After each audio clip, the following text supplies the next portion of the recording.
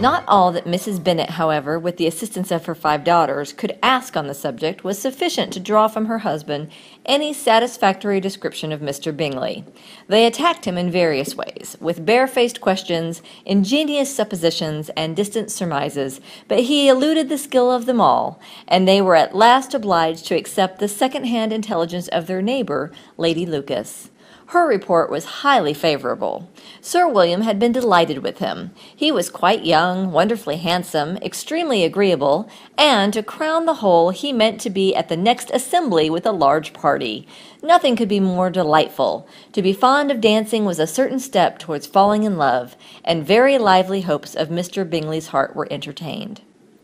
"If I can but see one of my daughters happily settled at Netherfield," said Mrs. Bennet to her husband, "and all the others equally well married, I shall have nothing to wish for." In a few days Mr. Bingley returned Mr. Bennet's visit, and sat about 10 minutes with him in his library. He had entertained hopes of being admitted to a sight of the young ladies, of whose beauty he had heard much, but he saw only the father. The ladies were somewhat more fortunate, for they had the advantage of ascertaining from an upper window that he wore a blue coat and rode a brown horse. An invitation to dinner was soon afterwards dispatched, and already had Mrs. Bennet planned the courses that were to do credit to her housekeeping, when an answer arrived which deferred it all. Mr. Bingley was obliged to be in town the following day, and consequently unable to accept the honour of their invitation, etc., etc. Mrs. Bennet was quite disconcerted. She could not imagine what business he could have in town so soon after his arrival in Hertfordshire, and she began to fear that he might be always flying about from one place to another, and never settled at Netherfield as he ought to be. Lady Lucas quieted her fears a little by starting the idea of his being gone to London, only to get a large party for the ball.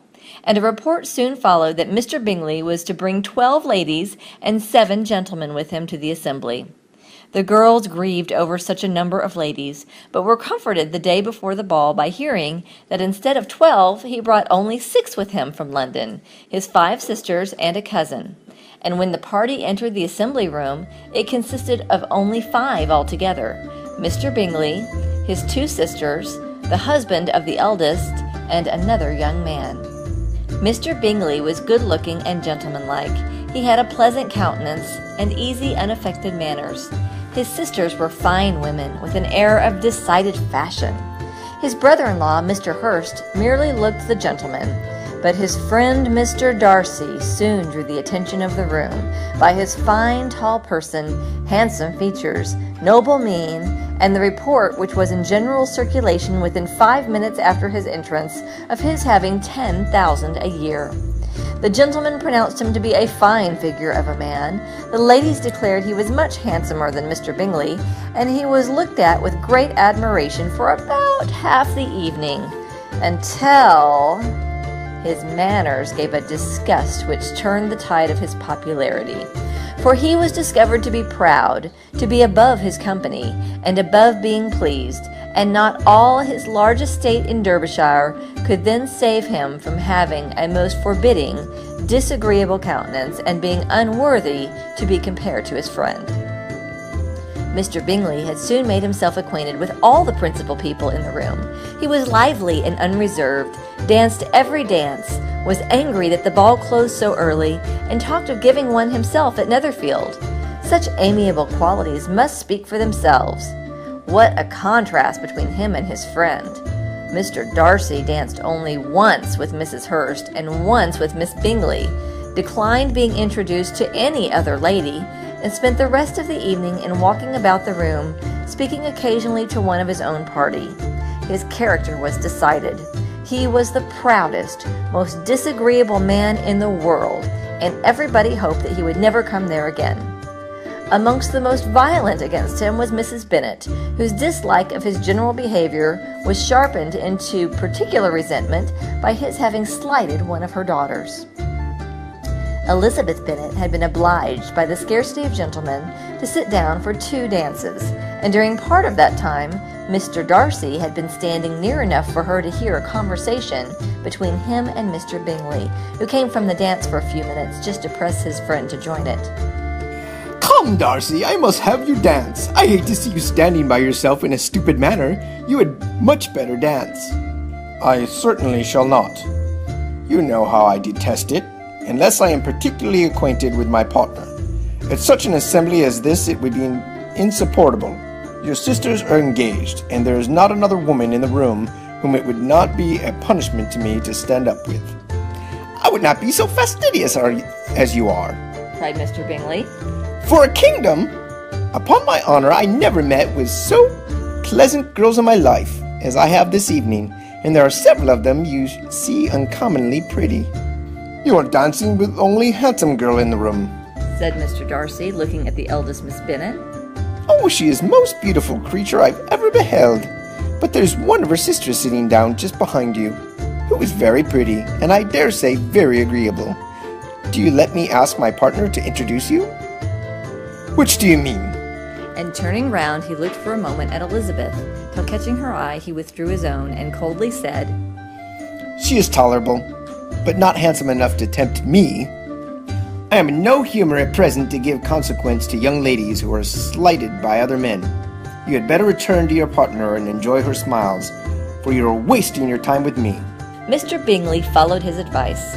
Mr. Darcy walked off, and Elizabeth remained with no very cordial feelings toward him.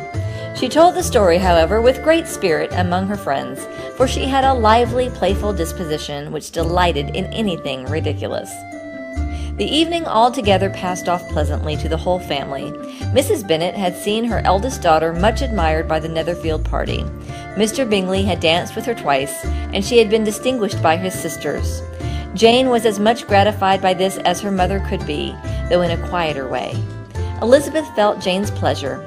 Mary had heard herself mentioned to Miss Bingley as the most accomplished girl in the neighborhood, and Catherine and Lydia had been fortunate enough to never be without partners, which was all they had yet learnt to care for at a ball.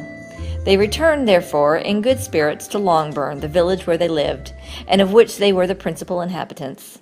They found Mr. Bennet still up. With a book he was regardless of time, and on the present occasion he had a good deal of curiosity as to the events of an evening which had raised such splendid expectations. He had rather hoped that his wife's views on the stranger would be disappointed, but he soon found out that he had a different story to hear. "Oh, my dear Mr. Bennet," as she entered the room, "we have had a most delightful evening, a most excellent ball. I wish you had been there. Jane was so admired, nothing could be like it. Everybody said how well she looked, and Mr. Bingley thought her quite beautiful and danced with her twice. Only think of that, my dear, he actually danced with her twice, and she was the only creature in the room that he asked a second time. First of all, he asked Miss Lucas. I was so vexed to see him stand up with her, but, however, he did not admire her at all. Indeed, nobody can, you know, and he seems quite struck with Jane as she was going down the dance. So he inquired as to who she was and got introduced and asked her for the next two, and then 2/3 he danced with Miss King, and then 2/4 with Maria Lucas, and then 2/5 with Jane again, and then 2/6 with Lizzie and the Boulanger, and—" If he had any compassion for me, cried her husband impatiently, he would have not have danced half so much. For God's sake, say no more of his partners. Oh, that he had sprained his ankle in the first dance. "Oh, my dear, I am quite delighted with him. He is so excessively handsome, and his sisters are charming women. I never in my life saw anything more elegant than their dresses. I dare say the lace upon Miss Hurst's gown—" Here she was interrupted again. Mr. Bennet protested against any description of finery. She was therefore obliged to seek another branch of the subject, and related with much bitterness of spirit and some exaggeration the shocking rudeness of Mr. Darcy. "But I can assure you," she added, "that Lizzie does not lose much by not suiting his fancy, for he is a most disagreeable, horrid man, not at all worth pleasing, so high and conceited that there was no enduring him. He walked here, he walked there, fancying himself so very great, not handsome enough to dance with. I wish you had been there, my dear, to have given him one of your set-downs. I quite detest the man."